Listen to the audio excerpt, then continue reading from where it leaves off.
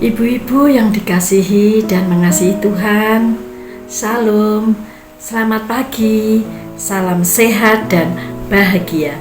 Selamat bertemu kembali pada renungan pagi kali ini.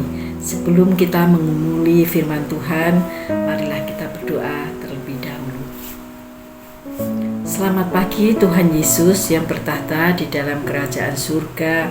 Puji syukur kami ucapkan kepadamu ya Tuhan, karena Tuhan telah memberi berkat. Semalam kami boleh tidur dan beristirahat dengan nyenyak, sehingga pada pagi hari ini Tuhan boleh bangunkan kami dalam keadaan sehat dan sukacita. Tuhan memberikan karunia kami untuk menapaki kehidupan satu hari lagi. Ini semua bukti kasih-Mu kepada kami ya Tuhan, agar kami boleh memperbaiki kehidupan kami. Tuhan, sebentar kami akan mengumuli sebagian dari firman-Mu. Bukalah mata, pikiran, telinga, hati kami untuk siap mendengarkan firman-Mu. Berilah pengertian kepada kami, agar kami tahu apa yang Kau hendaki atas isi firman ini untuk kehidupan kami. Berfirmanlah ya Tuhan, kami siap mendengar. Haleluya, amin. Ibu-ibu yang dikasihi dan mengasihi Tuhan, renungan pagi kali ini dengan tema memandang Tuhan yang mengasihi kita dan menanti pertolongan Tuhan. Sebagai dasar firman Tuhan diambil dari Mazmur 123 ayat 1 sampai dengan 4, dan ayat nas diambil dari ayat 1. Demikian firman Tuhan. Kepadamu aku melayangkan mataku, ya Engkau yang bersemayam di surga.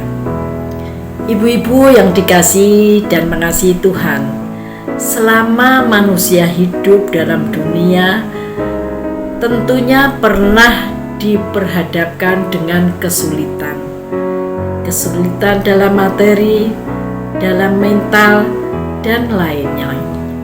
Kesulitan dapat membuat manusia berhenti untuk berjuang, pasrah terhadap keadaan, dan tidak melakukan sebuah tindakan sama sekali. Namun, kesulitan juga dapat menuntut upaya supaya kita lebih kuat untuk bisa lepas, atau paling tidak tetap bertahan hidup di dalamnya. Termasuk salah satu tantangan dalam kehidupan kita adalah kita menghadapi penghinaan dan cemooh dari sesama kita, apalagi jika penghinaan datang dari orang-orang yang merasa berpengaruh dan merasa kuat dalam komunitas dan masyarakat. Dalam situasi seperti itu, kita tidak berdaya dan sangat terhina, yang pada akhirnya membuat kita merasa kerdil dan berputus asa karena tidak punya kekuatan untuk membalas.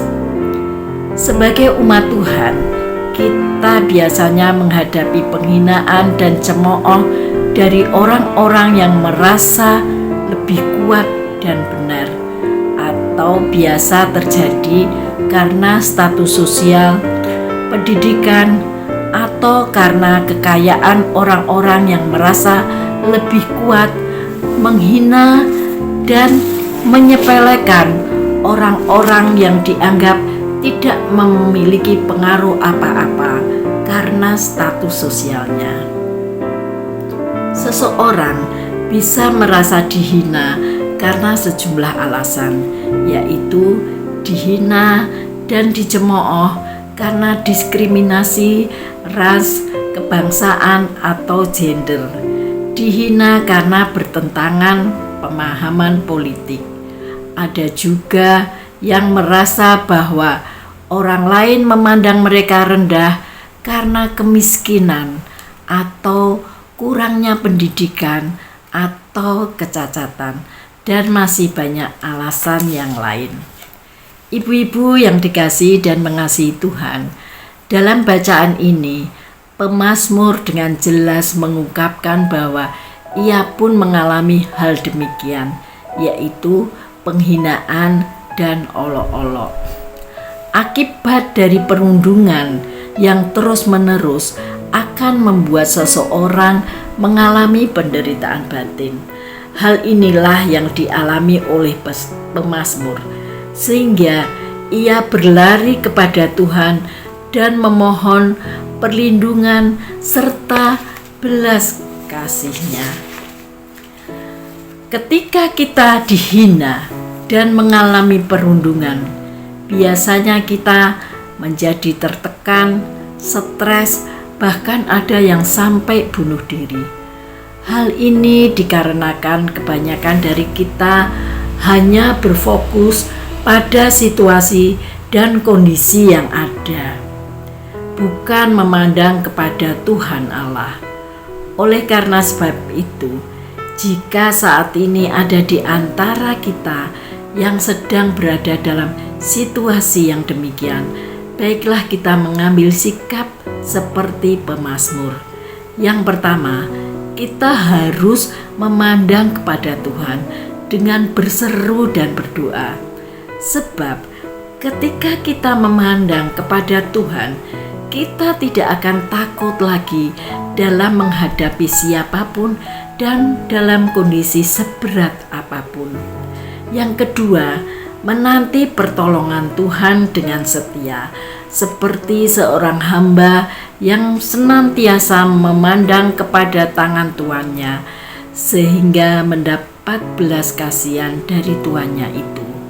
Bila kita sedang memandang kepadanya, Allah yang penuh kasih akan memberikan pertolongan kepada kita.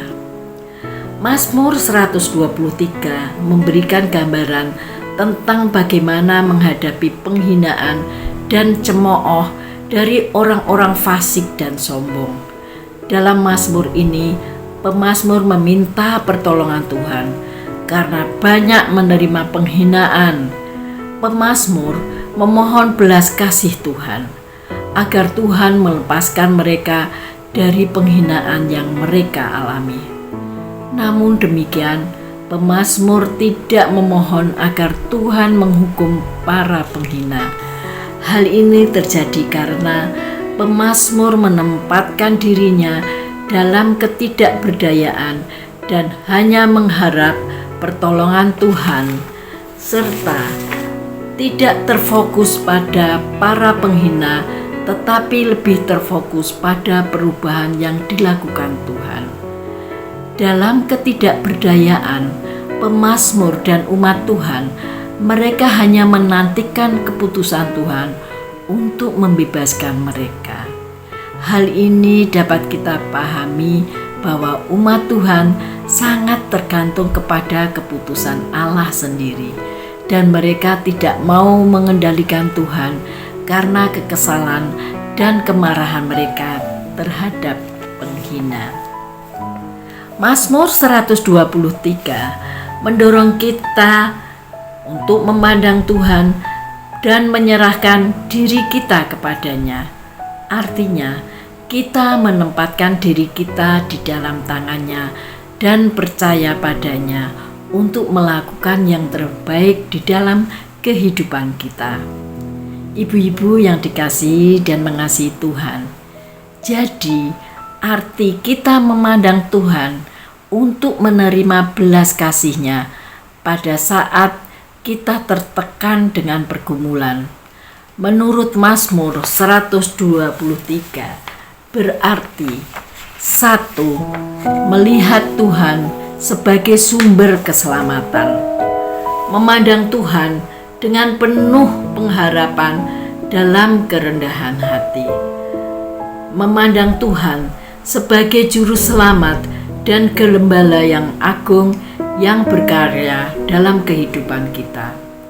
Mazmur 123 adalah seruan seseorang yang tidak memiliki kekuatan apa-apa selain doa. Ketika kita berada dalam pergumulan karena penghinaan atas diri kita, Jangan putus asa, tetapi pandanglah Tuhan Allah. Jangan menempatkan diri kita dalam masalah yang lebih besar, yakni dengan berupaya untuk membalas sakit hati. Tetapi pandanglah Tuhan untuk belas kasihan. Akui ketergantungan kita secara penuh dengan Tuhan dalam segala hal di dalam kehidupan kita. Kita harus yakin bahwa Allah adalah Tuhan Allah yang setia. Tuhan akan selalu memberikan kekuatan dan semangat bagi kita dalam menjalani kehidupan, khususnya ketika kita mengalami pergumulan hidup. Tuhan tidak akan pernah meninggalkan kita. Kesetiaannya bersifat kekal. Mari kita terus berjalan bersama Tuhan. Amin. Bapa Surgawi, terima kasih atas firman-Mu yang telah kami dengar dan kami gumuli. Ya Tuhan, firman-Mu adalah kebenaran yang selalu hidup di dalam hati kami. Pakailah kami ya Tuhan untuk mengetahui dan menindaklanjuti isi dari firman-Mu di dalam kehidupan kami. Teruslah berfirman ya Tuhan untuk diri kami semuanya. Terima kasih Tuhan.